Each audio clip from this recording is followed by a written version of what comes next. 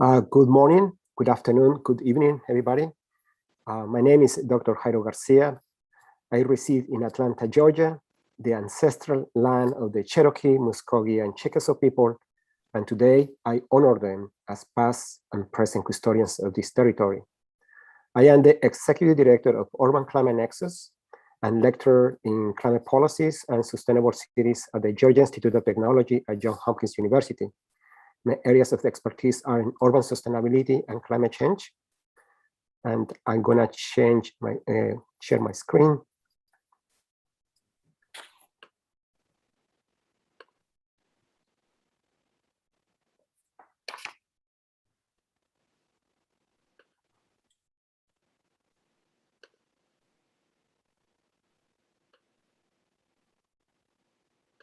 So our conversation for today is UrbanHeatATL.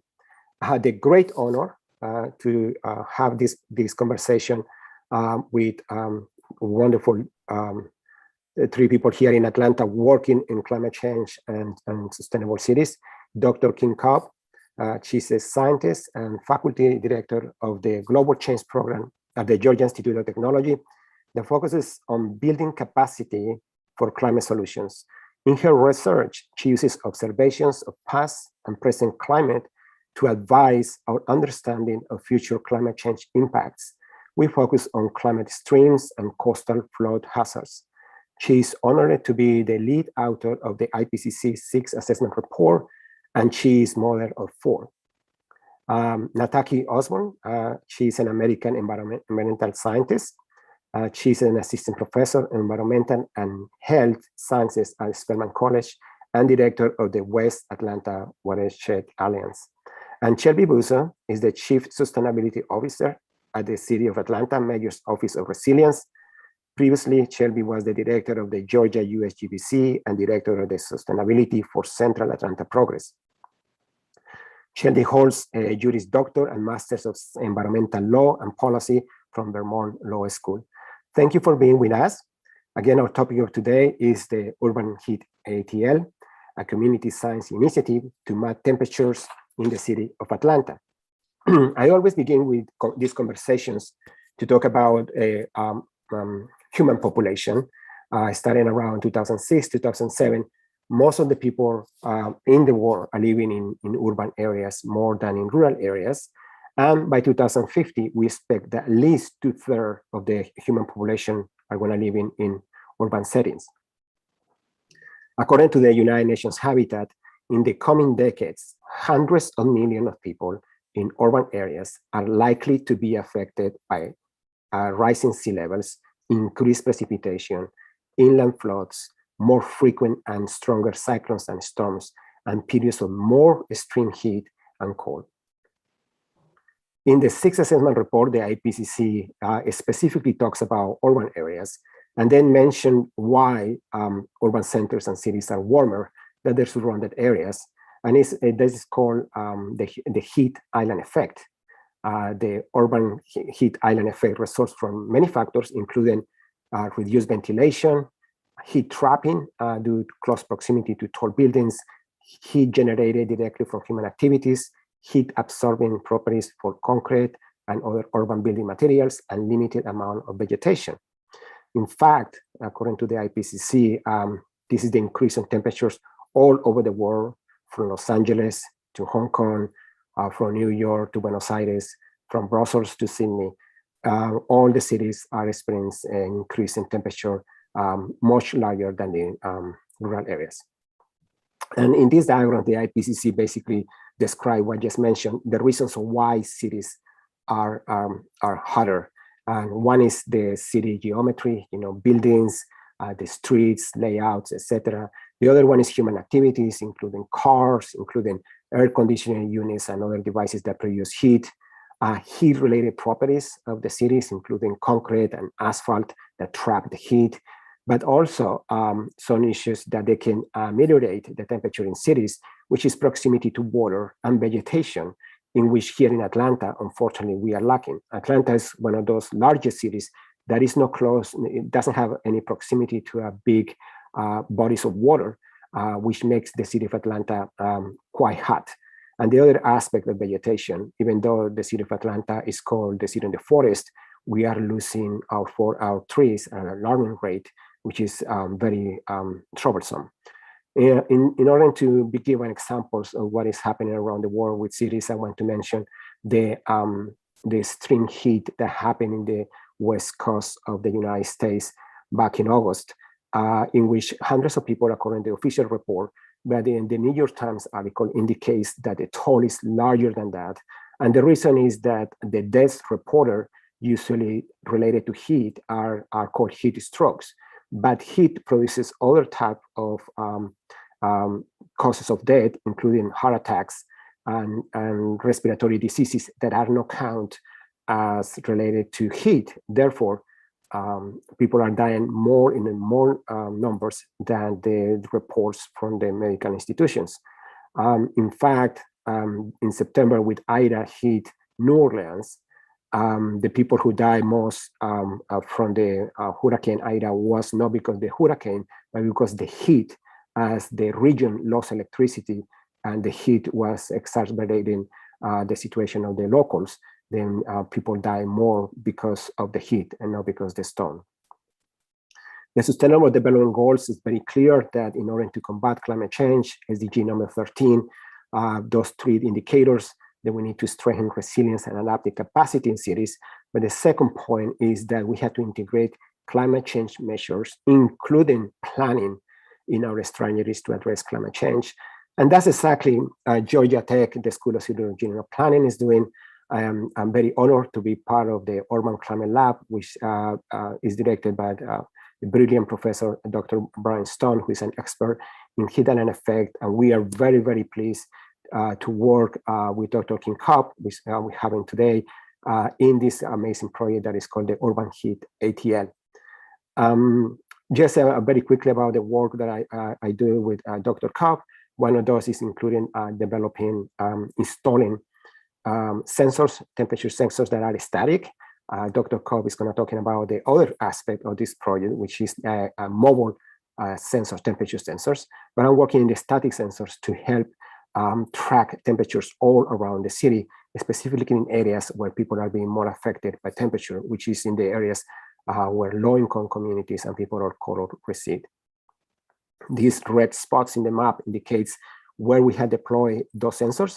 And we really appreciate the collaboration with the city of Atlanta, specifically with Shelby Busso, who help us get all the permits and all the technical support in order to be able to deploy the sensors around the city.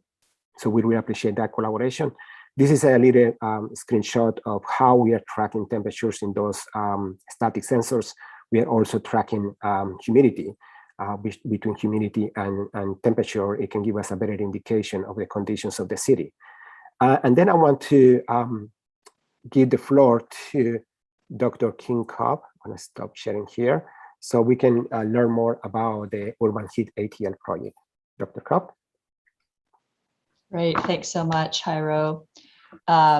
Really an honor to be here, and really an honor to have worked alongside Dr. Nataki Osborne-Jalks, Jairo, yourself, and Shelby Busso, and the larger UrbanHeatATL team in thinking about how we could bring really granular data to bear on this question of not only how current heat stresses are challenging populations across Atlanta, but also what we can think about in terms of working with the city to highlight opportunities to increase resilience in a proactive way, so that, as we know, Dr. Jairo Garcia just talked about the coming temperature extremes, then we can actually think about practically preparing infrastructure and programs to meet the needs of vulnerable communities, so that we avoid some of those losses and damages and horrific outcomes going forward, the kinds of things that we saw in Portland and in British Columbia,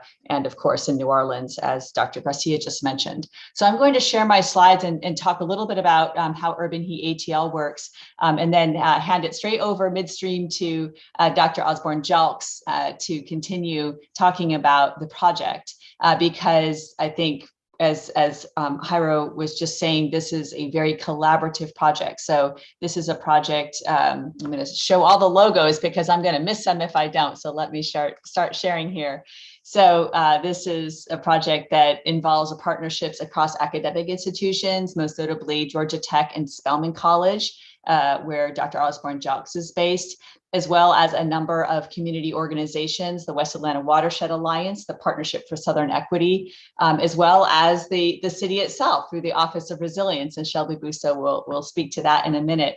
But it's really through this kind of multi-sector partnership that these kinds of resilience initiatives can be data-driven, involve the community, leverage the strongest science and engineering tools that we have at our fingertips, and ultimately lead towards the kinds of policy changes that we know need to occur to help communities be climate ready and help address some of the systemic injustices that have been baked into the landscape of vulnerability across urban centers and beyond right now, let alone going forward.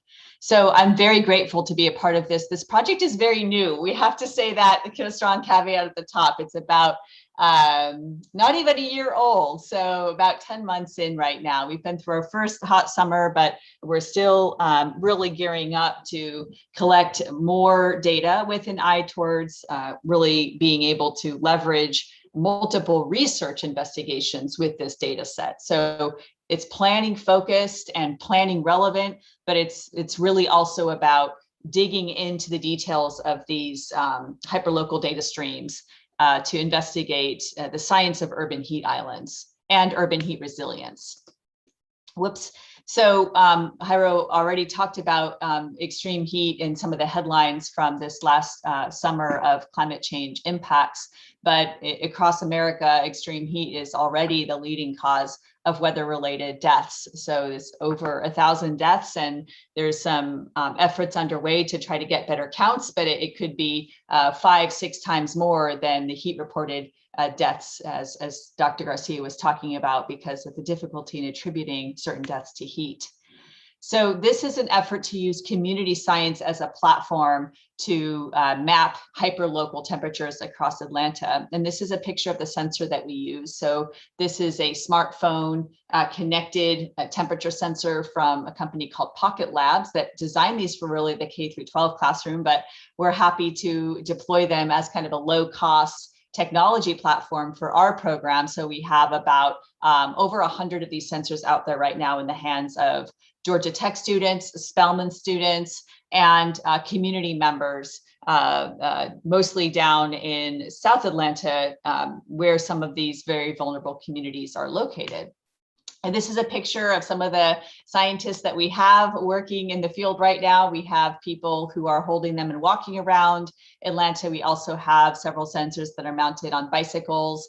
They can go much further, faster, of course, but it's really those walkers who are helping us get into some of the interior environments and get us such rich data with 1 data point per second coming back to our data streams from these sensors. So we want to give a big shout out to the real heroes of the day, which are our community scientists.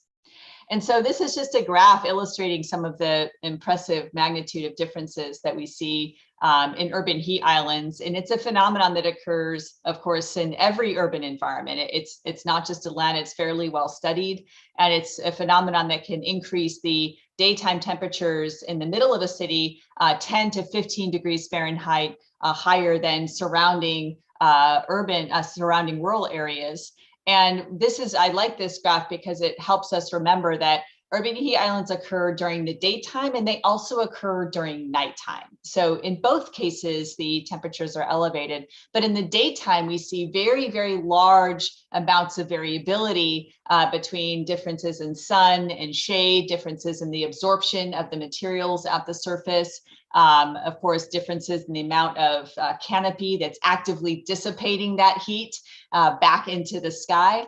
And so we see these big changes during the daytime at that orange 4 p.m. wiggle. And then at nighttime at 2 a.m., you're seeing something that's much more uniform, but still reflects the fact that the urban centers are still radiating more heat into the environment. So when we look in the urban landscape during the daytime, what we are collecting is kind of urban heat island on top of urban heat island in terms of where people are walking and interacting with the environment. So blacktop is going to be much hotter than surrounding areas. And we'll show you an example of our data in a minute that speaks to that. But first I'm going to let Nataki come in and take it from here to talk a little bit about the expected results, which are coming out of other cities with regard to the high correlations between extreme heat in urban environments and historic redlining. Nataki, you want to elaborate on that? Thank you so much, Dr. Cobb, and thank you, Dr. Garcia, for setting things up so well for us to talk about UrbanHeatATL. So this map that you see here actually comes from the city of Richmond, Virginia. And Richmond is one of several locations that is doing, what we're attempting to do right now. They have already mapped urban heat islands there, but they've also looked at sort of combining where extreme heat is with data around tree canopy areas that are paved with concrete and sidewalks and other kind of heat trapping surfaces. They've also looked at poverty in the census blocks across the city, really. And so what they are trying to do is to estimate the vulnerability of certain populations to extreme heat. And as we map heat islands in Atlanta, we're also trying to identify who those vulnerable populations are within the city. We know, just generally speaking, that in, any urban area, as was already stated, there is going to be that urban heat island effect. But certain communities are going to be more vulnerable than others. And in Richmond and in other cities, there has been an overlap identified with those areas where there has been historic redlining. Redlining in the United States is associated with the housing set of housing policies that were implemented between the 1930s and 1940s that essentially denied mostly Black and Brown communities access to loans for home ownership. So these are communities that have been generationally impacted in terms of the ability to generate wealth and the ability to own homes, which is seen as a part of the American dream. And so in Richmond, the studies have shown that there is this overlap of high heat vulnerability in those areas where you have these historically redlined communities. So here in Atlanta, we're also trying to understand if that is the case. And Richmond is not an anomaly. There has been a national level study that has used satellite data to look at this phenomenon in a number of cities, and it's held true beyond Richmond. And so we expect to see that in Atlanta as well. But there may be some other nuances here. So we are really excited about, as Dr. Cobb mentioned, the various types of data streams that we'll have coming in. We have our mobile sensors on the ground, these handheld sensors that are mounted to bikes or held, by walkers. And then we've also partnered with other projects like the Atlanta Heat Watch campaign, which was funded by NOAA here in Atlanta and in other cities, where we had a number of volunteers who also mounted research grade sensors to their vehicles and got a one-day snapshot of what temperature variability looked like across Atlanta neighborhoods following the same route at 3 different times during the day. So I think we can move on to the next slide. So in terms of, just how this works, and I've alluded to this already, as well as Dr. Cobb, but what we have done in terms of sort of deploying these sensors in our community is work with students from Georgia Tech and Spelman College, as well as community members, mostly on the southwest side of town, to collect data as they're walking, as they're biking, as they're carrying out everyday activities in their communities. So there is you saw the small Pocket Lab sensor in one of the previous slides. It is paired using Bluetooth with an app that is downloadable to Android and Apple phones. And so when you're trying to collect data, you essentially turn on the sensor, you pair it with the app on your phone, and you designate that app to collect, temperature data. There is both an internal sensor within encapsulated, in the sensor framing, I guess I should say. And then there's an external temperature probe that we also have connected to it. So we've mostly been collecting data both from that internal sensor with the Pocket Lab, as well as this external sensor, external temperature probe, and then some humidity data as well. So you get everything going, collect the data, and then there's a way to share that data directly from your phone. You can send it, by email to yourself. And what we generally have people to do is to send it to themselves and then to upload it into a Google form that then ties into a database that we have set up at Georgia Tech, and that data gets populated in real time. And we're tracking this data on a weekly basis, even trying to inspire some competition amongst our data collectors by having a leaderboard to show, who's collected the most data points that week, et cetera. And so it's been really fun to see those names pop up to the top, and to see, how far folks are going, how much data they're collecting, and to see this data grow over time. Next slide. So what is unique, and I think Dr. Cobb mentioned this, but if I can just emphasize this, what's really unique about our process is that we are collecting data at a street level scale. So we're talking about fine-grained, more granular data than a lot of the other, than some previous studies have done. So there are a number of studies that are looking at temperature data from the perspective of satellites. I did mention, the work going on that NOAA is funding in several cities across the country to get this one-day snapshot using these sensors that are mounted to vehicles. But even more so than that, because we are especially working with walkers in many cases, as well as those bike riders, we are able to get data across really small spatial scales and see the variability really within neighborhoods as well as across neighborhoods. Within neighborhoods, as you walk through, a neighborhood, there might be differences in where the tree canopy is and where it isn't, where there's a lot of concrete and where it isn't. So as this data collection is happening, we're able to pick up some of those nuances that exist in our communities. And this is allowing us to better identify where there are hot spots in the Atlanta area. So as we're concerned about those communities that are most vulnerable, we want to know which neighborhoods specifically are hotter than other neighborhoods, and we'll also be bringing that data together with other land cover data to help us to also understand the factors that might be impacting that. Next slide, please.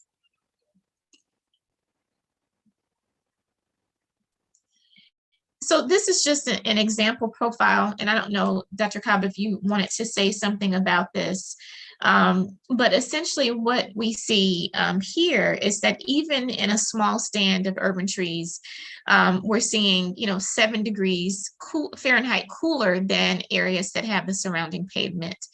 And I think what's also really powerful about, what we're doing, as has been done, in other places, is the ability to see this visualization, to be able to look at a particular, streetscape, to see where the canopy is, to visually see where the pavement is, and to be able to look at the symbology of the map, to understand the difference in temperature data across these different locales. Yeah, I'll just say one more thing about this. It's really cool because the one that goes left to right is actually a walker, and you can see the richness of that data at 1 per second. But the one that goes north-south is actually a biker. So you can see their data points more dispersed through time. And of course, they're probably going to go further than the walker, but it's really by combining these types of mobile sensor data sets across the city and across different times. This happens to be a 2 to 4 p.m. snapshot from a given day. But then also thinking about how we combine those with Dr. Garcia's stationary sensors, which also enable us to look into, for example, nighttime temperatures, which the CDC has pinpointed as those temperatures that are often, really tipping the scales into heat-related illness and death, as people are not able to recover their core temperatures at those nights. So that's why it takes all of these different kinds of data sets to really give us the kinds of information that we'd like to get. Let me see what's next here. Okay, Nataki, you want to bring it home here? So as Dr. Cobb mentioned earlier, we're less than a year into this project. And in terms of the actual, data collection, we started around mid-March. So while we had been, conspiring to get things launched a little bit earlier, that data collection started in mid-March. And at this point, we have over 280 hours of data collected so far by our citizen and community scientists. We have over 1 million data points also collected. So we're really excited about what we have, but I just want to emphasize that we're really just getting started. So there's lots more data collection that needs to happen for us to really bring together these robust data sets that will assist us with our analysis, but not only that, that will give us a window into the best types of recommendations and solutions that we can make to partners like the City of Atlanta, who is here at the table with us. And again, we really want to do this in more of a proactive, in a proactive way. We know that when we look at the intensity of climate hazards between now and the year 2050, that we expect temperature to rise here in Atlanta. And so we're trying to get ahead of that curve. This summer wasn't, as bad as some summers have been. We definitely didn't see the types of temperatures we saw in the Northwest, Pacific Northwest here in Atlanta this summer. But that doesn't mean that we won't see that in the future. And so if we can get ahead of that with some evidence-based recommendations that are influenced by this data, this fine-grained, really street-scale data that we're collecting and will be analyzing, then we believe that those solutions and recommendations are going to be a lot more robust and a lot more meaningful as we try to address this issue of urban heat islands as it impacts the entire, Atlanta population, but specifically in terms of how it affects those communities that have been made to be most vulnerable. And I think, is that our last slide here? Is there? Yeah. That's it. All right. So I think we are passing it back to Dr. Garcia, who I think will be bringing on our partner with the City of Atlanta. Thank you, Dr. Osborne. So yes, absolutely. Thank you so much for the presentation. I'm so honored to be working with you all in this amazing project. I want to make some comments after our great partner, which is the City of Atlanta. Thanks to Shelby Busse, we were able to do practically all the work that we are doing. And this relationship, I truly believe that's the one that this conference is trying to build, a close relationship between the city officials and the academia and the community, and that cannot be accomplished without the great support of city officials like Shelby Busse. So Shelby, could you please tell us all about the wonderful things that you are doing with the City of Atlanta? All right, thanks so much. And all of that, just it feels like I did nothing here. You guys are really the experts. You guys are, it's an honor to be at the table with y'all. And of course, as other city officials know, or people who've worked in cities at any point, we often get hit with multiple requests for partnership. And as much as we can take advantage of these that have come together, kind of even separately, as a group, because there's such amazing partners at this table. It's not just one effort, one individual effort. It is truly a team effort, and I just applaud y'all's work. And I'll talk for a second about our office, how we're structured, and then why this project in particular appealed to us, and how we are prioritizing this type of work in Atlanta. So our office is actually, it's called One Atlanta, and we're in the mayor's office in the city of Atlanta. We're embedded within the Office of Equity, Diversity, and Inclusion, which really changes a little bit of the way that we approach sustainability and resilience work in the city of Atlanta, because we know who is being most affected by the impacts of climate change, and it is our marginalized communities. And so we do want to put those communities in Atlanta first with everything that we do. So from a climate perspective, I just kind of outlined here exactly what we do, but the Office of Resilience has subject matter experts in all fields. We generally break our work up into some of our climate action initiatives and then our food access initiatives. So in the climate space, we have several different goals. We have lots of plans around clean energy, around resilience in the city of Atlanta. We're part of the American Cities Climate Challenge. But as a whole, we really are committed to meeting the Paris Agreement commitments. And we do this by working interdepartmentally across the city with our transportation department, with watershed management, with our asset management team, of course, with the airport, with public works and parks. Really anybody who will let us come in the door, we'll kind of bug them for something climate related, because it is all so interconnected. Our food work is a little bit separate because the main objective of that work is to reduce food insecurity across the city. It isn't really intended to work to combat climate change, but we do see those intersectionalities, of course, through our food recovery work and waste diversion. Our urban agriculture group sits within our Office of Resilience, and of course, waste diversion and land use initiatives come up in that work. But the One Atlanta office in general, we're really honored to be able to, again, work with the equity team, the youth engagement team, our health experts, our Department of Immigrant Affairs, and our LGBTQ affairs as well. So it's an amazing collaborative of workers and experts within the city of Atlanta, and we all work externally as well. So as y'all know, and has been alluded to, when we start looking at all of the graphs and all of the charts and all of the maps, we see the impacts across the city coming up in the same shaded spaces. So these are where rent costs are the highest. You see the darker spaces there. You see the percentage of population living in poverty. You see the percent of population with less than a high school diploma. And you see the percentage of population without health insurance coverage. And it's helpful to mention all of these because when we look at climate impact, we make some assumptions about where we think the impacts are going to be. And you've heard that in the presentations earlier. And so the work of the Urban Heat ATL team really will help support some of the initiatives that come out of our sustainability climate impact work. And we know that it will be similar when we kind of zoom out on all those maps that we're looking at with the city of Atlanta.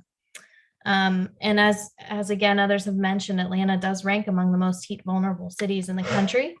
And the city has supported this work in just a few ways that really have been a pretty light lift for us, and added value to our team. So we hosted an intern for the summer. We actually had a group of interns, and one of them in particular was focused on this heat island effect work. And we hope that all the data that we were gathering, not only from the study that's ongoing, but even the information and background that that intern was able to provide, will help inform our next climate action plan update, and even the prioritization of our programs and projects across the board. It helps us strengthen relationships as well within the departments. So when these scientists come to us and say we want to put sensors on street poles, sometimes that can be a little bit intimidating for Department of Public Works or for Asset Management or our Department of Transportation that doesn't know what the context for and what they're actually measuring. And so it's great to have these deep-seated relationships and trust built with our academic institutions and our community partners, so that we can kind of vouch for them and say, this is okay. We can put these on our polls and let's approve those permits or whatever the need is. And in this case, it was pretty easy to do, to just connect the dots and allow these sensors to be there temporarily. We were also able to put out a little bit of an outreach campaign, not only for the one-day distribution event, but for some of those community scientists who wanted to participate and engage in this work, because people know in the city of Atlanta that this is an issue and they want to help somehow. So anytime we can offer an opportunity for people to join in, we will. We also had a short social media campaign just educating people on the heat island effect. And as a parent myself, explaining it to my kids, it was so helpful to have some visual aids and something to make it real for people. And we're happy to use our social media platform for that. So, the part of the application that really resonated with me, I'll just read it so I don't even get it incorrect, but the combination of rapid warming and a high prevalence of poverty amongst urban residents greatly elevates the risk of heat illness and mortality during heat wave events. So with the households that are estimated to lack access to central air conditioning, clustering of those experiencing energy poverty within the majority of African-American neighborhoods, Black Atlantans are confronting a greater risk of heat vulnerability than perhaps any other group in the United States. And so when I read that in the application, I knew this was something the city of Atlanta really had to participate in, because these are our constituents and these are people that we are here to work for and to help to deal with whatever situations may arise. Our next steps, like I said, are to update our carbon goals and integrate a lot of the work that comes out of this research into our climate action plan. We will continue to partner with experts in the field, and that's not only the scientists, but then the lived and learned experience, like the ones on the call have already mentioned. And then, no big deal. We'll just implement all the programming that everybody recommends to try to alleviate this burden down the road. It's going to be a long road, but that's what we're here to do. And we'll work hand in hand with the community for the best outcomes possible. And I'll stop there so that we can get to some questions. Thank you, Shelby. Thank you so much for illustrate us all the efforts of the city of Atlanta working with the community and with the academic institutions to address the issue of climate change. Before I open the floor to the public, I want to have some questions for you, so we can share those type of knowledge. I'm going to start with Dr. Cobb. I have an engineering degree, and for quite some time, for years, as a matter of fact, the scientific community was kind of in a bubble in which the knowledge was only collected, analyzed, and shared by the scientific community. But with climate change, it seems like this issue is getting a different perspective. And now I can see more grants from the National Science Foundation. I can see more scientists getting involved with the community. I mean, the fantastic work that you are doing with the community here in Atlanta. You perhaps have seen that switch between the scientific bubble and now, like, we need to listen and we need to learn from them. They are not scientists, but they can help us in address the climate change. One of the things I usually talk about is that climate change is probably showing the worst of humankind. We are destroying our planet, but it's also showing the other side of the coin, showing the best of humanity, in which we are working together. In this case, the scientific community, the community in general, city officials, etc. So can you tell us that switch? It was traumatic. How that happened, and how did you see that change? Well, Jairo, this has been a long time coming, and in fact, it's overdue. So I wish we had really lifted up this kind of opportunity space and people flocked to it, and it was well funded, 20 years ago when we first began to understand the true nature of the climate change threat. But there are cultural barriers within science, and there are policy and funding barriers at levels of government that would have benefited from such partnerships previously. So I think what's happening now is you're really witnessing the scientific community realize that the older model where we generate knowledge and we throw it over the wall to the masses. And, of course, that's going to lead to transformative impact, right? No, that does not lead to transformative impact. And so you're really recognizing the scientists waking up and saying, that model is not working. And so much of the decision space, whether it's frankly, how we position public figures to enact science-based policies and frameworks, all the way down to the kind of work that we're doing here in Atlanta, where we think about hyper-local effects. How do we connect the dots between the IPCC report, which is a global level assessment, down into communities where people live? How can we help them understand how what's happening here to them today is linked to the IPCC report?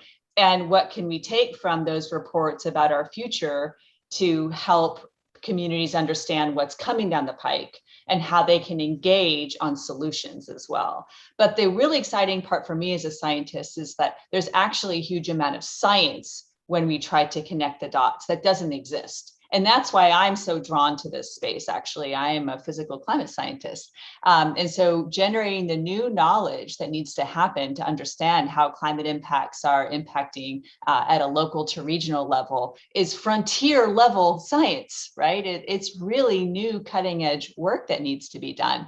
So yes, it's driven by the demands of communities that are needing to know this, but it's also in and of itself a very worthwhile scientific pursuit. The other piece I wanted to refer to in answering your question about new roles for scientists in this space is also about really getting outside the walls of academia and engaging directly with the public much, much more in doing this work than in the model where we throw the knowledge over the wall. And so in that model, we only talk to ourselves and our 50 best friends around the planet about our niche topic, and now we're really talking with policymakers, like Shelby Busso and other colleagues in the city of Atlanta, but also thinking about interacting at state levels and even much more now the federal level as well, as we think about connecting the needs of a community like Atlanta to emerging federal programs that are geared towards climate resilience and climate solutions. And so we are really trusted voices. The studies show that scientists are some of the most trusted voices in communities and in the general public. And so we have an opportunity to yield our information directly to them and to hear what they need from us directly from community members and hear their questions directly to us as well. And so that has been an amazing explosion of opportunity and benefit and excitement and learning from communities and helping them connect these dots as well. So those are two areas in which I think we're really enjoying this newfound boom of this kind of partnership research for resilience and adaptation work. Thank you, Dr. Kaup. This question for Dr. Osborne. So you have been for decades working with the community, working in the areas where Dr. Kaup mentioned that used to be the wall between the academia and the community that you have been working for decades. And you have been one of the brilliant things that you have done here in Atlanta is to basically eliminate the wall. Basically, you are turning down that I would call like the Berlin Wall that we used to have between the academia and the community. You have been very successful doing that. How do you, since with your experience with the community, how did you engage for people all over the world? How do you engage the community that they are saying, we have so many problems here, why we want to get involved in this kind of scientific data, why we want to get involved in this when, have problems with paying the rent or paying the utility bill? How do you, what is the secret of your success in order to get involved the community in this kind of projects? Thank you so much, Dr. Garcia. Really great question. I think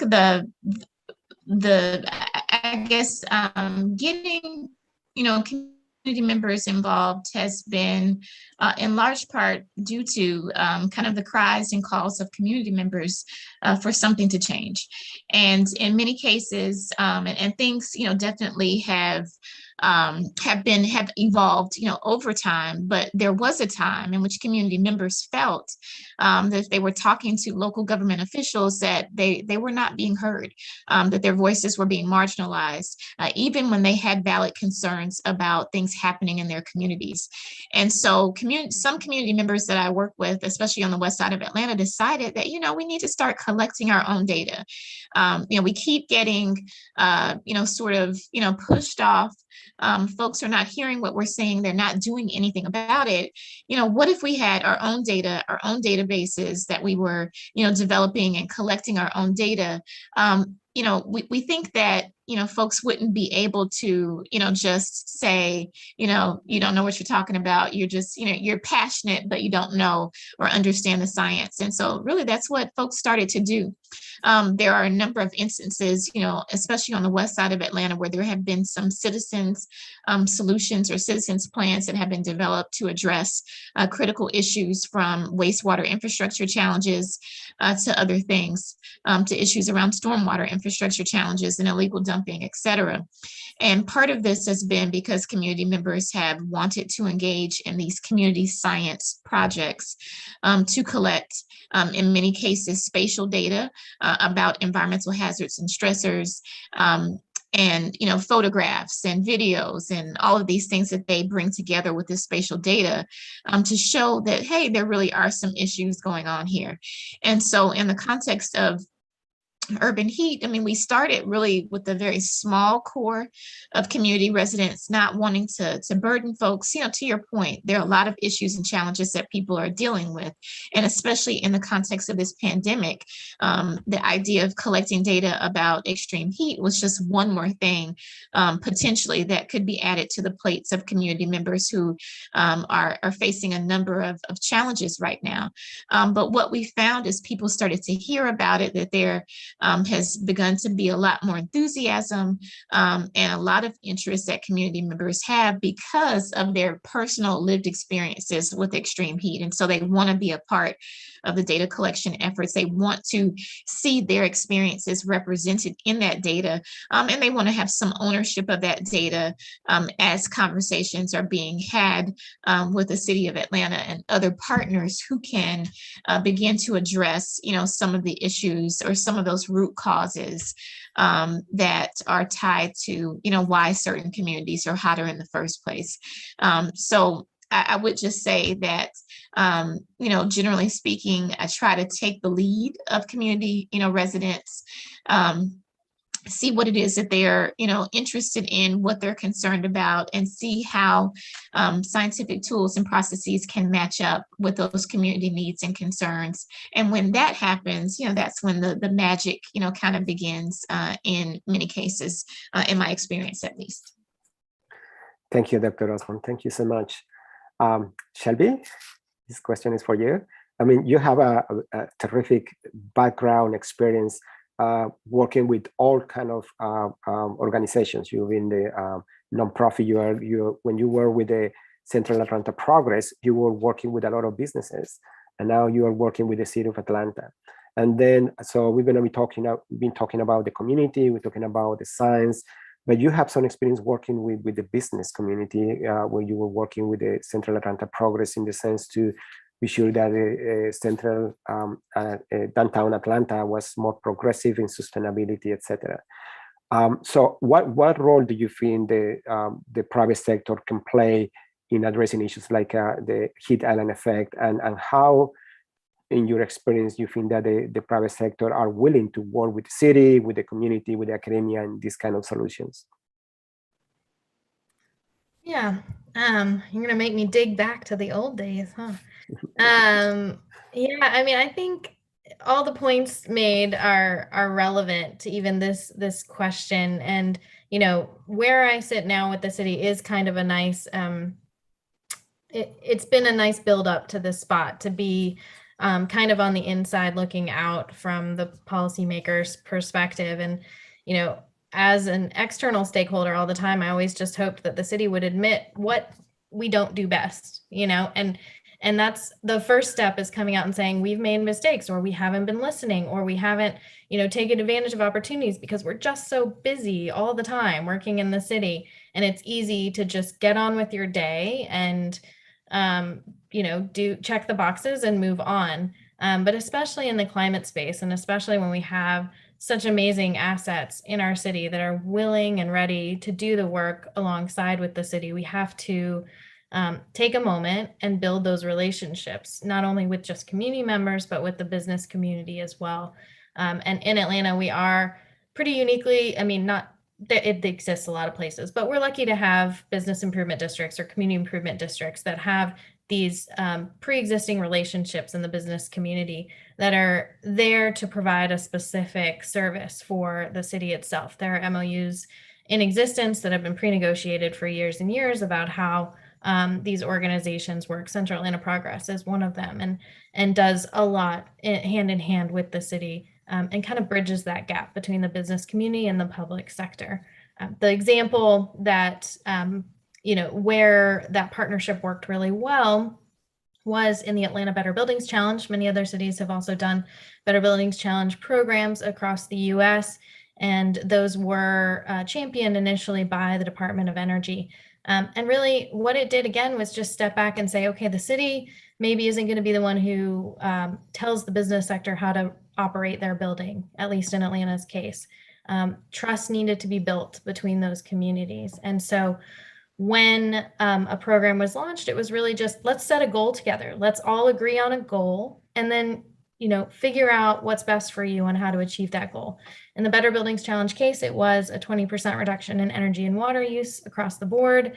And we ended up being pretty successful because we let the sector lead itself, just like we would let the community lead itself and tell us what they need, what works for them, how is this commitment the best fulfilled from their perspective? And then that ultimately can lead to the best policies, and we can write policies that are reflective of something that is not only palatable, but allows that sector to excel. And so in Atlanta, I think programs like the Better Buildings Challenge have built up those relationships. And similarly, we want to do that at the community level, because it takes time and it takes trust and it takes a willingness to just say, this isn't something I know how to do, so you guys tell me and we'll do it together. But having that initial goal set at the beginning, I think, is really, really critical to the success, so that everybody's on the same page and knows what the ultimate outcome will be. Thank you, Shelby. I'm going to have one more question for the entire group. Anybody who wants to jump and answer this question? Well, as a matter of fact, I take that back. I want everybody of you to answer this question. We know specifically to the scientific community, Dr. Cobb, you've been working in a coral reef, which to me is just, when I read your reports, it just breaks my heart every time. We know that the situation of the planet is very daring. We know, we see the fires, we see the floods, we see the deaths, we see the devastation. We read the assessment report of the IPCC. We hear the United Nations General Secretary saying that the humanity is a red code for humanity, code red for humanity. We know that in consequences. So the question for the three of you, anybody who wants to start, is, are you hopeful that we're going to solve the climate crisis? Who wants to answer? I'll go first, I guess. Yeah, I mean, I'm very hopeful. I think some of the things that I'm really blessed with every day as a university professor is to work alongside our youth and the next generation. And so that's a critical part of UrbanHeatATL. I mean, that's our lifeblood. Really are the 87 students who signed up in the first week of our program to get sensors and get out there and be part of the solution. So it's the 55 applicants to our internship program for the summer, of whom we hired 7. It was a very tough choice to really bring them into this work and to help them get equipped in ways that the adults in this room we're ill-equipped, frankly, to be a part of the climate solution. So we think about the potential for a project like this to get into the classroom, into the K through 12 environment, to meet those generations' demands for solutions as well. It's really exciting to think about how some of these community science programs can really fuel the next generation forward and make them aware earlier that they are going to have to be the agents for change that we are woken up to later in life here and are pushing forward. But I'm very confident we will get the job done, in part because just the groundswell across this country of people who want to see solutions in any number of different ways brought to bear. And so the tide is turning. I hope it turns very quickly. But again, I'm blessed to be working alongside these agents for change and really get fuel from them as well. And of course, spur my own work forward. Thank you, Dr. Cobb. Who wants to go next? I'll go. And really, I just want to echo some of what Dr. Cobb said. I also have the extreme fortune of working with young people and have done that for a while, even before I began to work in higher education.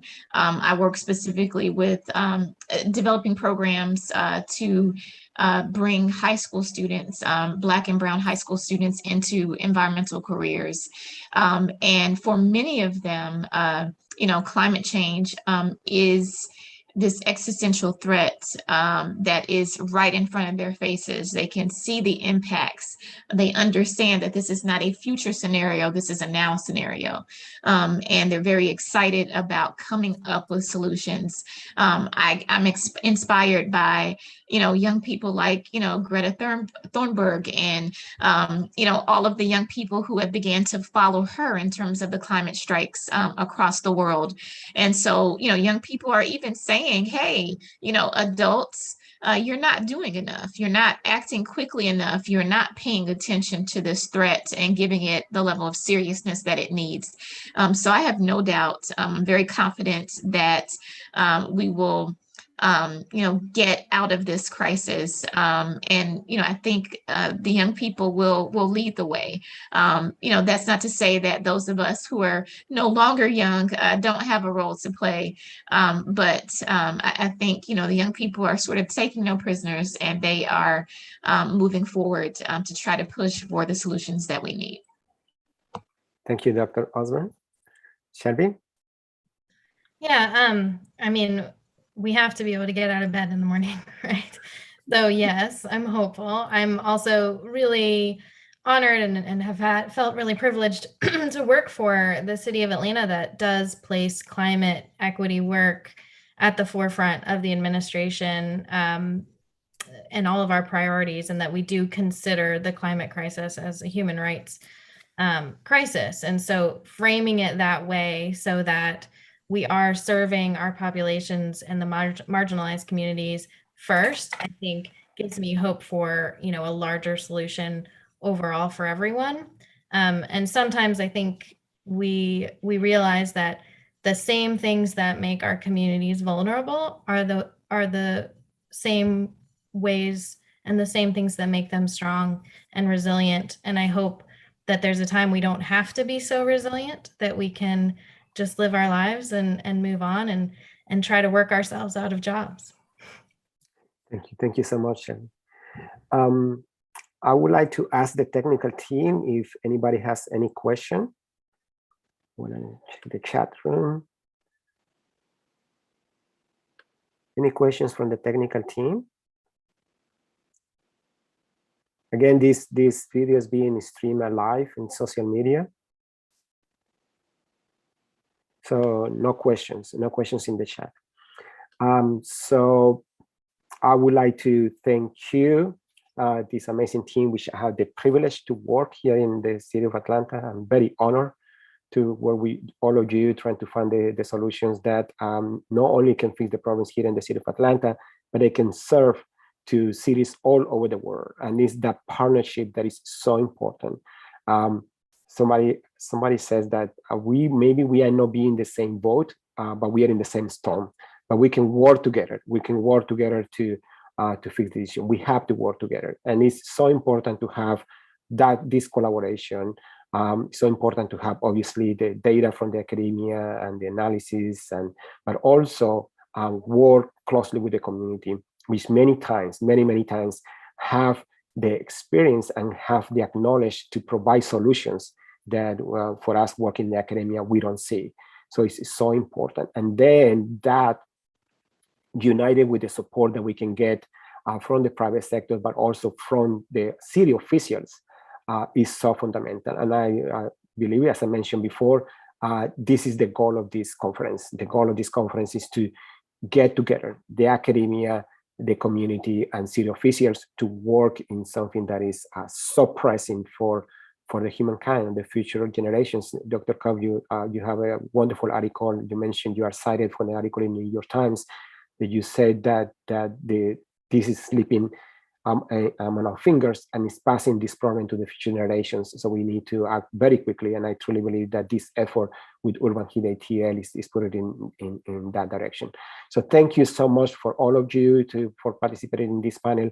I want to also invite everybody tonight at 7:35 p.m. Eastern Standard Time for the North American Mayoral Reception with great speakers. We have Mr. Al Gore to have an introduction about what the mayors in the United States are doing in climate change, specifically the mayor of Atlanta. So thank you so much, Shelby, for helping us to get the mayor involved. Had these wonderful words of her, which she's going to be talking specifically about the UrbanHeatATL, since this project is having a lot of recognition nationally and internationally. So thank you so much, Shelby, and thank you so much, everybody, for attending this wonderful conversation.